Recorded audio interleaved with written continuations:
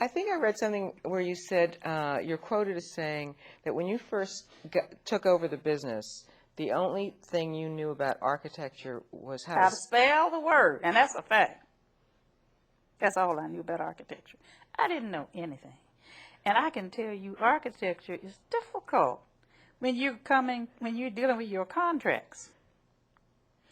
Then, after I'd been in there about 3 years and got this school, because I'm out here getting to work now. I've never been fortunate enough to have a guy who, or anybody in the company who could go out and bring in the work. So that was my job. I did it. And I loved it.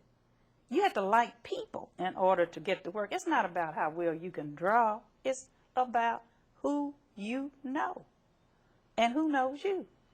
Now, my husband has started down in Tuskegee, where his father had designed and built buildings. He had just started down there when probably in the 80s, when he had the early 80s or late 70s. And so, for some reason or other, somewhere in the back of my mind, I knew this was going to be a good client. And I knew that I had to go down there and meet Dr. Payton. Because what I did after I took over the company, the first thing I did was get busy and go meet all of our clients. Face to face. And basically say... Told them, it is true. My husband is in intensive care. We don't know what's going to happen there. But McKissack and McKissack is stable and is moving on. Your work will be still on time. So you don't have to worry about that. In spite of the fact that I had to fire all these so-and-sos, I'd like to call them, in the office who didn't want to work with me and all like that. And I'm running behind them, making sure they're doing everything right and so and whatnot, and following schedules on time. And how were you not scared on something? You're going out making assurances to all these people that everything's going to be just fine. You're talking about an area that you admittedly don't know anything about. I told you I could spell the word. You just fired, or you're about to fire. You knew you were going to have to as they go along. Absolutely. But as I'm firing them, I'm replacing them. But at the same time, no, I had some scary moments. How did you deal with it? The scary part? I can tell you one day, Renee, I lost probably 5 pounds in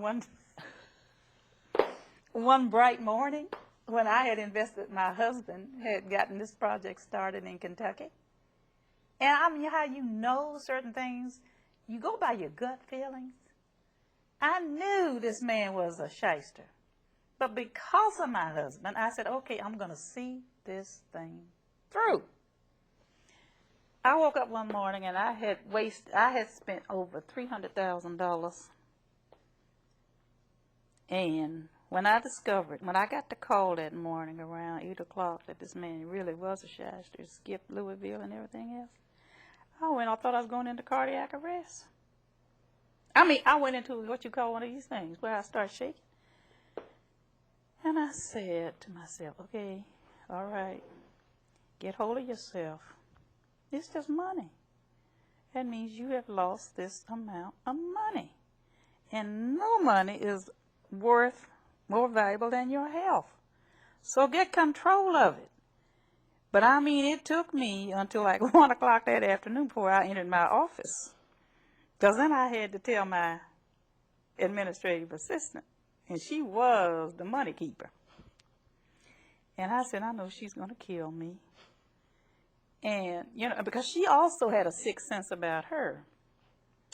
And she was so good. She could go around, because she had been in the company longer than I had. And although she had been pushed in a corner and had only typed specs all day, she knew every personality in there. She knew everything that she was dealing with. And so when I could leave and go, I didn't have to worry about it, because she was in control.